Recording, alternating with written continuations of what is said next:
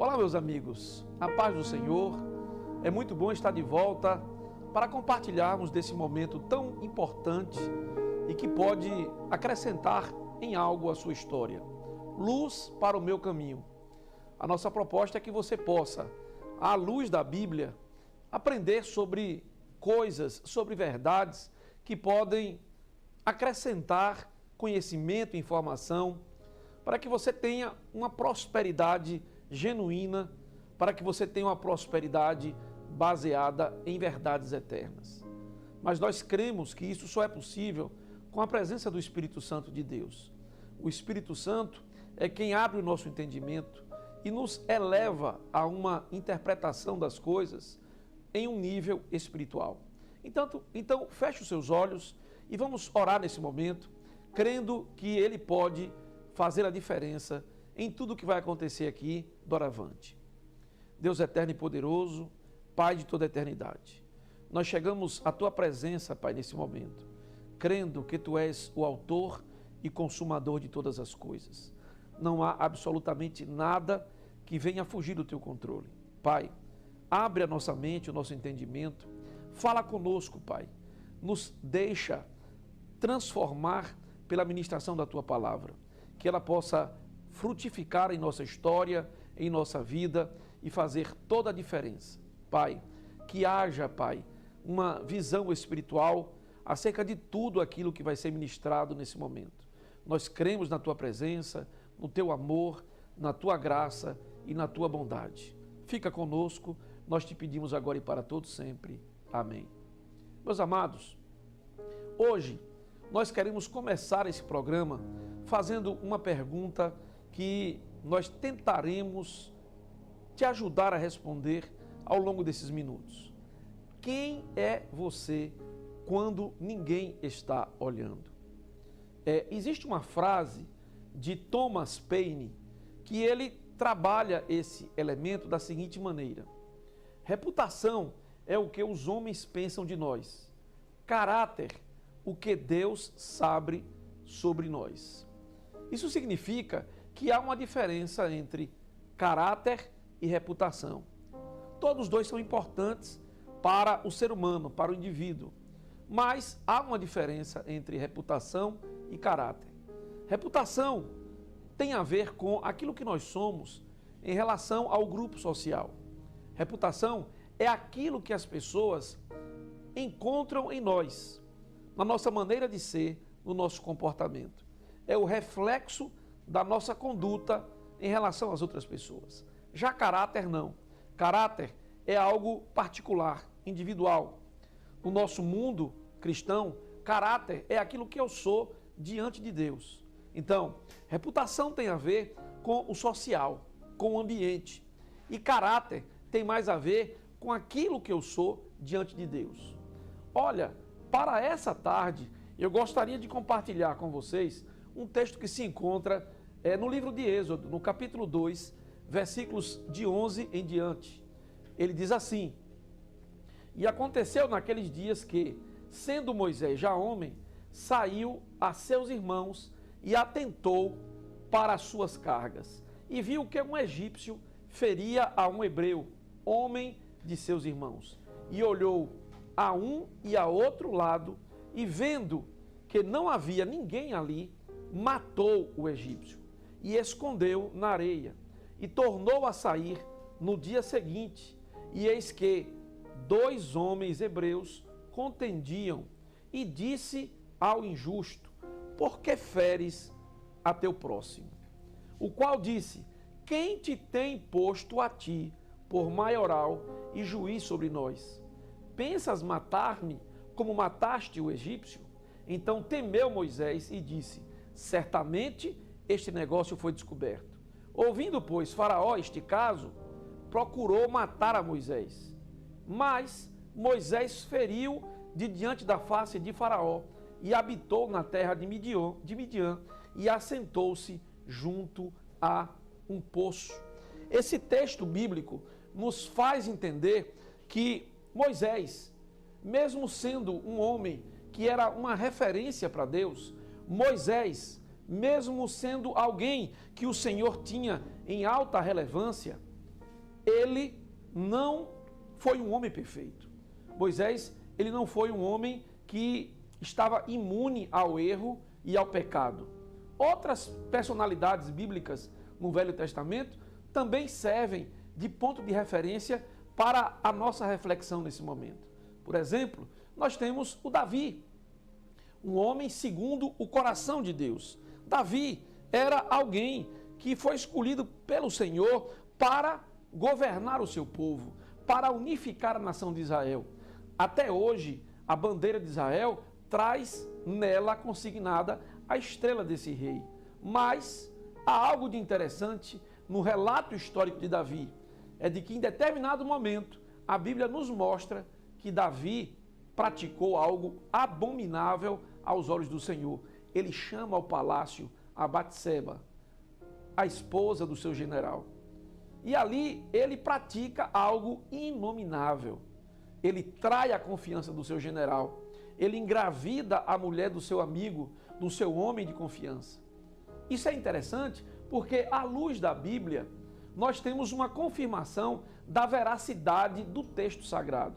É que normalmente nós temos encontrado nos livros históricos, principalmente quando se conta a história dos grandes heróis, apenas os feitos positivos. Mas quando nós vamos para a Bíblia, esse texto sagrado nos mostra que ela não economiza em contar os erros dos grandes heróis da fé. Isso aconteceu com Abraão, quando ele entrega a sua esposa a Faraó e se esconde sob o argumento de que era irmão dela. Isso acontece também com Elias, quando o Senhor também não economiza aquele homem de Deus. Enfim, a sacralidade da Bíblia está comprovada quando o livro, o texto bíblico, ele não se poupa a revelar os fracassos do ser humano. Porque o objetivo da Bíblia é exaltar, é glorificar a Deus. Os homens, todos nós, somos falhos, somos pecadores. Mas nesse contexto aqui que nós lemos de Êxodo capítulo 2, há algo de relevante para nós meditarmos nesse momento. É de que quando Moisés, ele pretende matar aquele homem egípcio, ele olha para um lado e olha para o outro lado. Isso significa que o que Moisés pretendia fazer, ninguém deveria observar. Moisés, achando-se solitário, achando-se sem nenhuma testemunha, ele investe contra o egípcio e o mata. Logo em seguida, ele é descoberto. Não me pergunte como, mas o fato é que o texto sagrado nos mostra que o pecado de Moisés foi revelado. Detalhe curioso é, será que se Moisés estivesse diante de testemunhas, ele teria intentado contra a vida do egípcio? Muitas coisas que o ser humano pratica, que nós praticamos no oculto, no escondido, se estivéssemos sendo vistos, não teríamos coragem de praticar. Contudo, isso nos faz entender que há na mente humana um gatilho que se dispara sobre a perspectiva da presença de Deus. Nós sabemos que um dos atributos de Deus é a onipresença. O salmista pegou isso com maestria quando ele declara: como eu fugirei da face de Deus? Se eu subo aos céus, lá Ele está. Se eu vou ao mais profundo abismo, eu encontro Deus lá também. Deus está em todos os lugares. Então, como é que eu posso me esconder da face do Eterno? Como eu posso me esconder da face do Criador? Perceba que há uma ilusão na mente humana. E eu tenho certeza de que essa ilusão, ela é provocada por Satanás.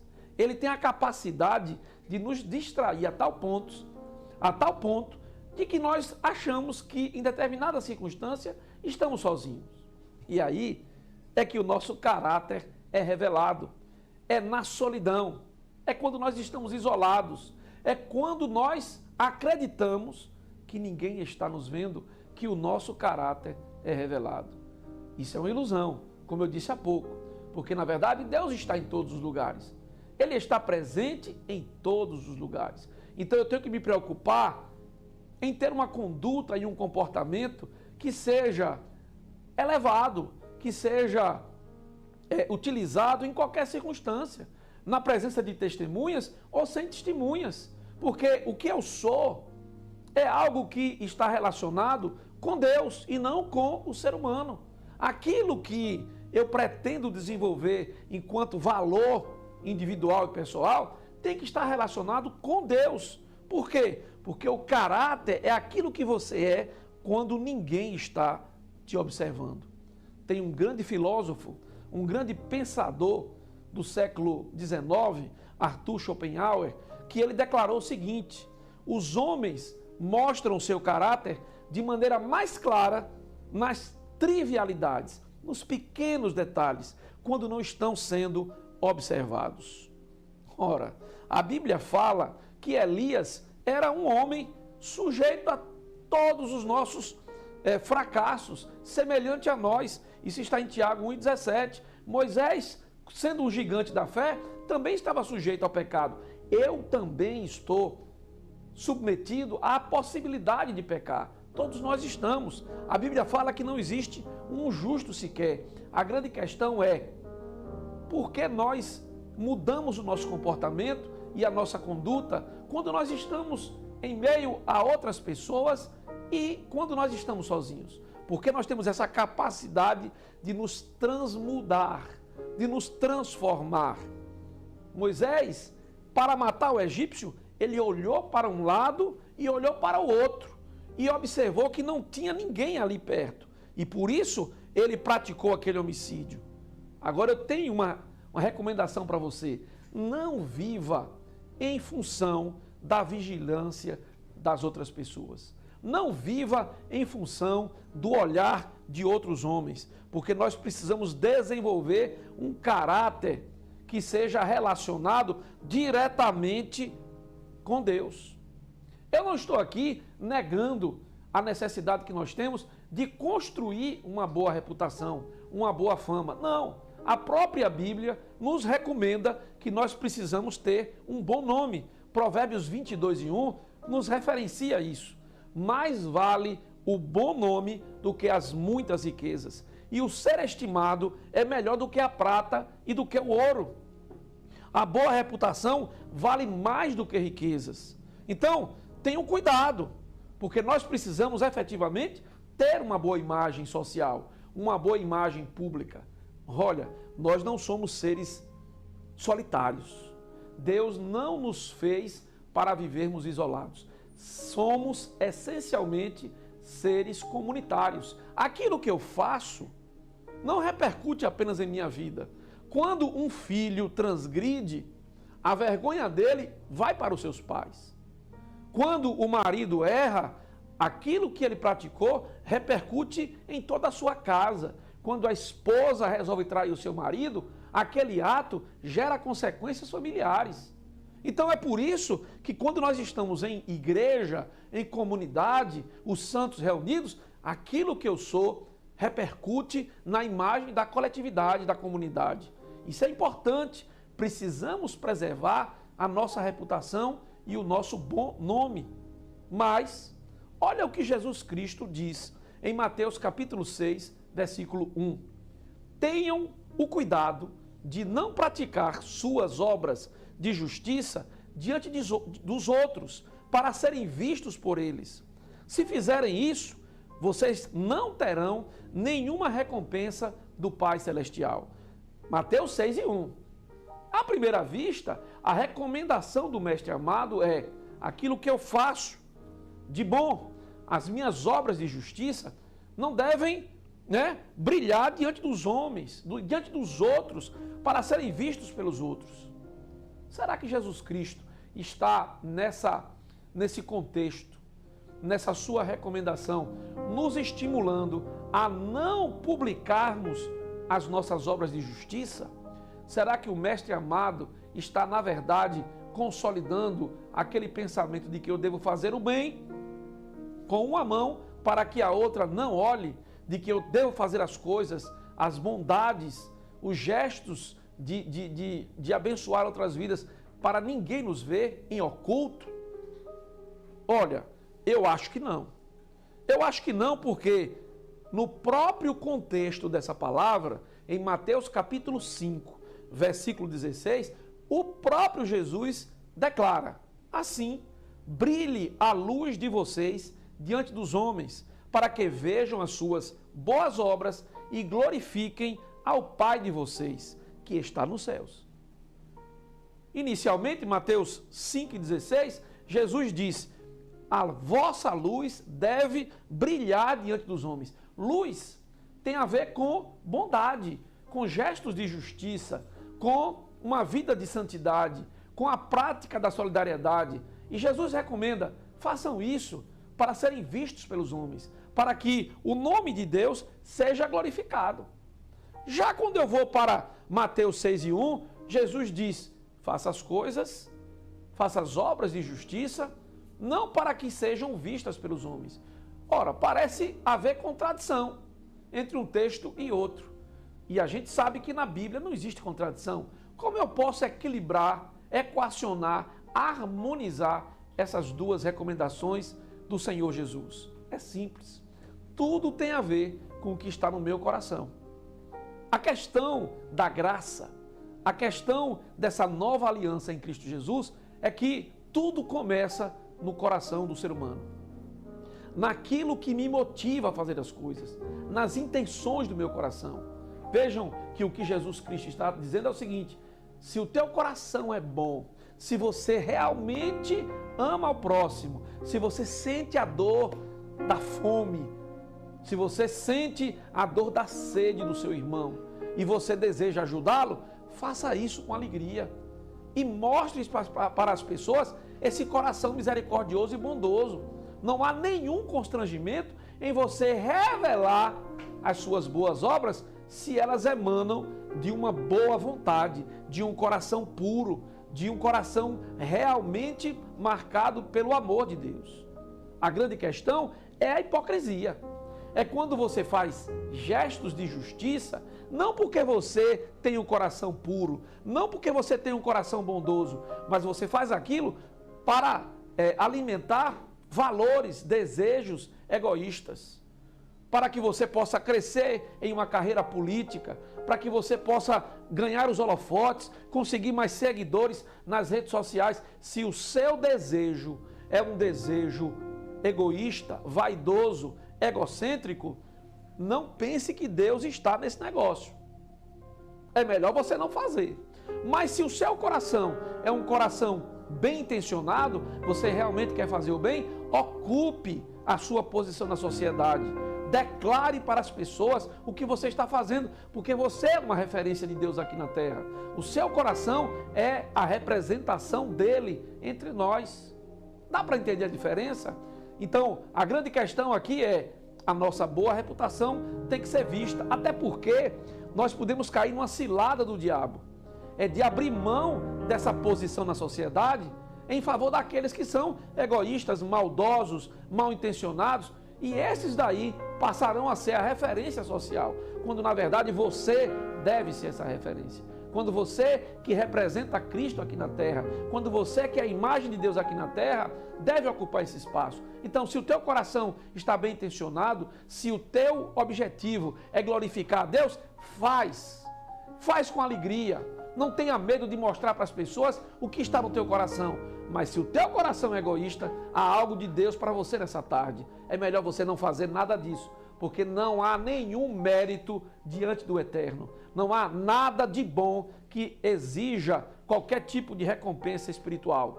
Pelo contrário, isso vai ser reprovado por Deus. São obras infrutíferas. Então, nesse aspecto, nós cuidamos da reputação, do bom nome. A nossa luz tem que brilhar efetivamente. Agora, quando eu avanço para o meu relacionamento com Deus, para o desenvolvimento de um caráter cristão, aí eu te aconselho a ler Colossenses 3, de 22 a 24. Paulo escreve à igreja de Colosso e diz assim: escravos, servos, obedeçam em tudo a seus senhores terrenos, não somente para agradá-los quando eles estão observando, mas com sinceridade de coração, pelo fato de vocês temerem o Senhor. Tudo o que fizerem, façam de todo o coração, como para o Senhor e não para os homens, sabendo que receberão do Senhor a recompensa da herança. É a Cristo o Senhor que vocês estão servindo.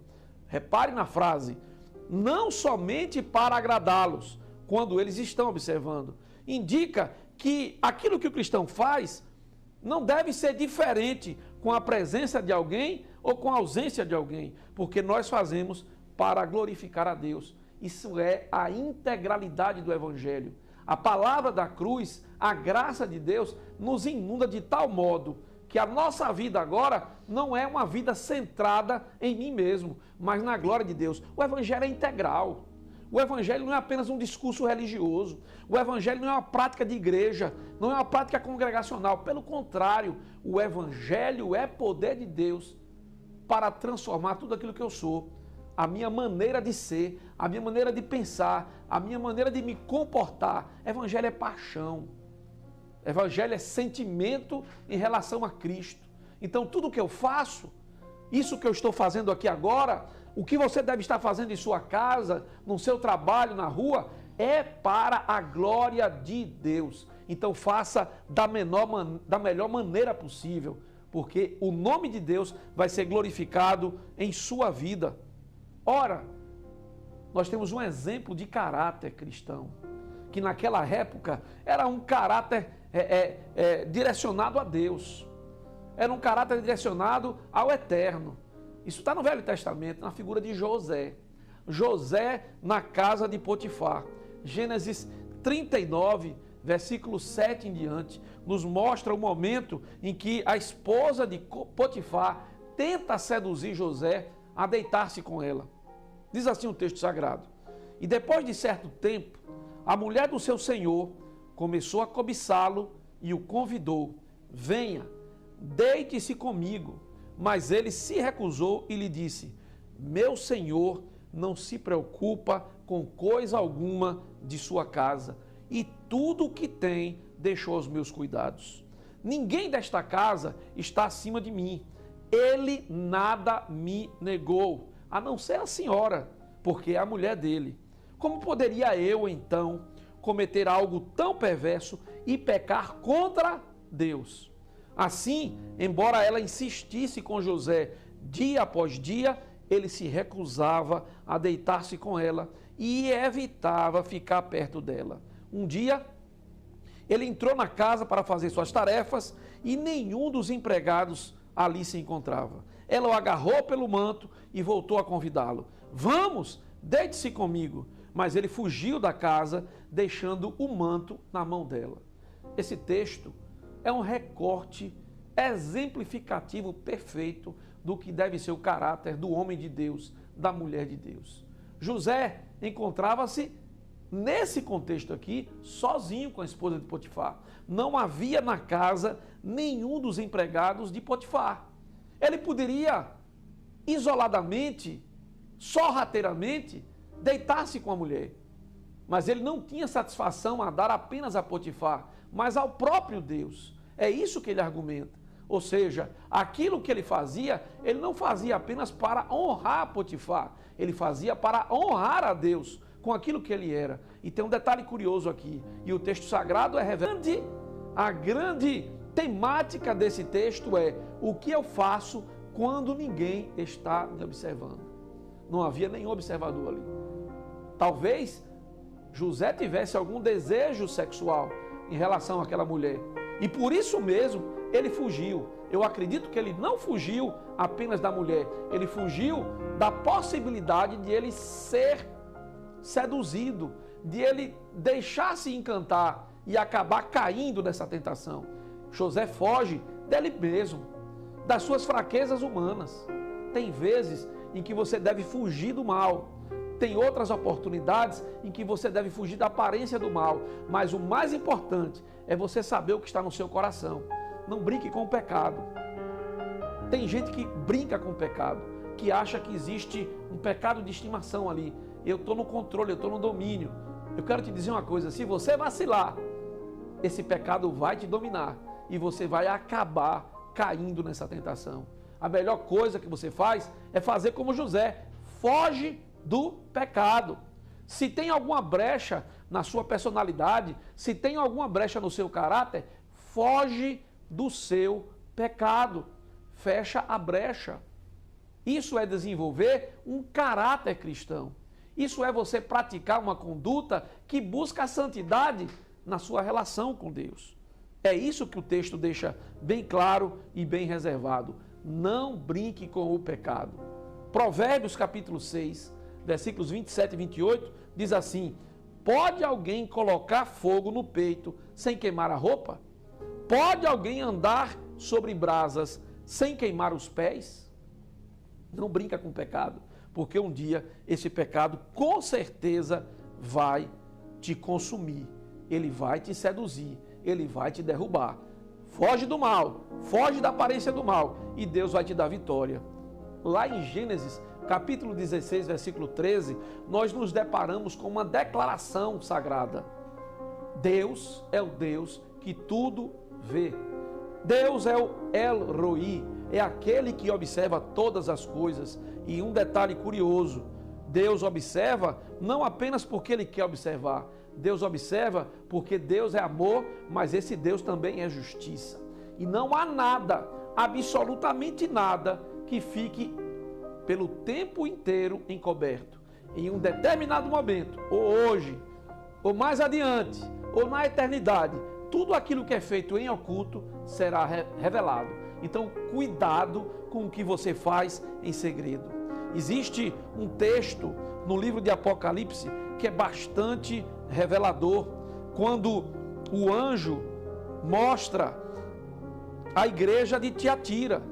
E aquele anjo revela que Deus é um Deus de amor, é um Deus de misericórdia, mas também é um Deus de justiça.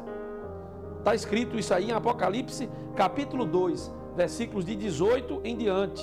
Olha o que diz o texto sagrado. Ao anjo da igreja em Tiatira escreve: estas coisas diz o Filho de Deus, que tem os olhos como chamas de fogo e os pés semelhantes ao bronze polido. Eu conheço as tuas obras, o teu amor, a tua fé, o teu serviço, a tua perseverança e as tuas últimas obras, mais numerosas do que as primeiras. Que igreja abençoada, né? Uma igreja de amor, de fé, de perseverança, mas tem contra ti o tolerares que esta mulher, Jezabel, que a si mesma se declara profetiza, não somente ensine, mas ainda seduza os meus servos a praticarem a prostituição e a comerem coisas sacrificadas aos ídolos. Dei-lhe tempo para que se arrependesse. Ela, todavia, não quer arrepender-se da sua prostituição. Eis que a próstata de cama, bem como em grande tribulação, os que com ela adulteram, caso não se arrependam das obras que ela incita. Matarei os seus filhos e todas as igrejas conhecerão que eu sou aquele que sonda mentes e corações, e vos darei a cada um segundo as vossas obras. Esse texto revela algo muito poderoso.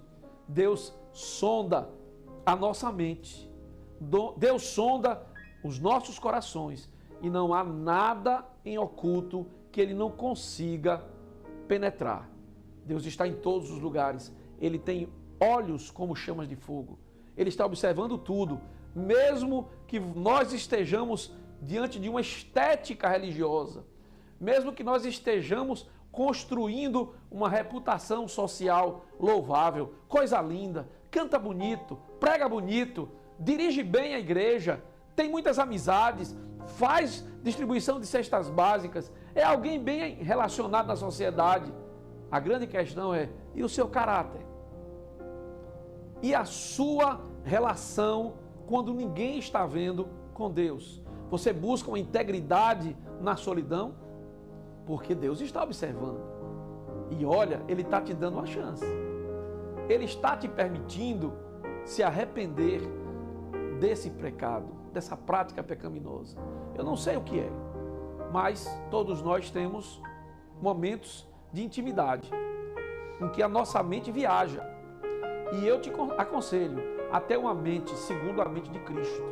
Eu te aconselho a você dominar o homem carnal, o homem natural, fazendo com que o homem espiritual possa se sobressair na sua vida e na sua história. Sabe por quê? Porque Deus está te observando. Deus está olhando para você, Ele está olhando para mim. Ele sabe o que tem no meu coração, Ele sabe o que tem no meu interior, Ele sabe o que me motiva a estar aqui nesse lugar. E tudo isso vai ser posto à prova. Um dia tudo vai ser revelado. É melhor que você se arrependa, porque se você não se arrepender, a palavra de Deus é: dura coisa é cair nas mãos do Senhor, no juízo do Eterno. Porque Ele não apenas aguarda testemunhas para aplicar a sua justiça, Ele próprio é a testemunha viva, é a testemunha ocular daquilo que nós somos no nosso interior. É o justo juiz, que não julga segundo as aparências. Então, a melhor coisa que nós fazemos é desenvolver um caráter cristão, um caráter baseado nos princípios de Deus. Detalhe curioso é que isso nos leva a uma ideia de sinceridade. Caráter tem a ver com sinceridade. A própria etimologia da palavra, a própria estrutura da palavra sinceridade nos conduz a esse desenvolvimento de caráter cristão. Sinceridade é sem cera, sem máscara, sem falsidade. É aquele pai que é o pai amoroso em casa, que cuida dos seus filhos. É aquele marido que zela da sua esposa, que respeita a sua mulher. É aquela mulher que tem uma vida dedicada à sua casa, à sua família. E isso não acontece apenas para se tirar fotos em redes sociais, não apenas para fazer filmes aonde você revela aquilo que você não é. Olha, nos tempos de Instagram, de Facebook, de YouTube, o que mais nós estamos carecendo é de pessoas sinceras, pessoas sem máscaras. Porque aquele mundo, o mundo das redes sociais, é um mundo de fantasia, é um mundo de hipocrisia, é um mundo de falsidade. Deus quer estabelecer conosco uma relação sincera. Hebreus capítulo 10, versículo 16 nos diz: esta é a aliança que farei com eles depois daqueles dias, diz o Senhor, porei as minhas leis em seus corações e as escreverei em seus entendimentos. É isso que Deus quer, que o nosso comportamento seja o testemunho de um evangelho real, verdadeiro, não apenas discurso, mas uma prática de vida, uma praxis de vida. Precisamos dar um salto em direção a Cristo, um salto de fé, passarmos de teoria, de discurso, de teologia. É muito bom que você conheça a Bíblia e que você a estude sistematicamente. É muito bom que você tenha o domínio das Sagradas Escrituras, mas muito melhor é que você viva isso no seu dia a dia, que isso seja sincero, que tudo isso esteja guardado na sua mente e no seu coração. A palavra de Deus é poderosa, mas para ela ser poderosa, ela tem que ser muito mais do que um discurso. Primeiro você pensa, depois você sente, depois você se convence e aí sim você declara que o Evangelho é poder de Deus para mudar toda a nossa história. Deus quer fazer da sua vida algo totalmente novo. Deus tem algo poderoso para te entregar, mas isso só vai acontecer quando você tiver a coragem de dar esse salto e buscar desenvolver um caráter sincero diante dele. Deus tenha misericórdia de você, Deus tenha misericórdia de mim, porque nós precisamos disso para sermos mais prósperos, para sermos mais abundantes, para que a gente não viva até mesmo dentro da igreja sofrendo de emoções dilaceradas, porque nós não temos a coragem de deixar que Cristo governe toda a minha vida, não apenas aquela vida social, mas principalmente a minha vida no particular. O que é que você tem sido quando ninguém tem te observado? Que Deus tenha misericórdia de nós. Pai, muito obrigado, Senhor, por esse momento especial que passamos juntos. Eu te apresento, Senhor, a vida de todas essas pessoas que têm participado desse programa, que têm, Pai, consumido esse conteúdo. Deus, que haja uma transformação pelo conhecimento, pelo entendimento da palavra, mas que acima de tudo, Pai, o Teu Santo Espírito transforme tudo aquilo que foi dito em uma aplicação real, pessoal, verdadeira, Pai, para que vidas sejam transformadas. Eu te agradeço por essa oportunidade ímpar de nós pregarmos a tua palavra, essa palavra que cura, que sara, que liberta. Deus, eu aproveito para essa oportunidade para orar por aqueles que se encontram enfermos, para aqueles que se encontram desesperados, Pai, que nesse momento estão passando por dificuldades. Deus, entra com respostas, que essa palavra tenha trazido alívio para as almas, um caminho, uma alternativa, uma opção. Pai, fica conosco. Eu te peço desde agora e para todos sempre, em nome de Jesus. Amém. Que Deus te abençoe.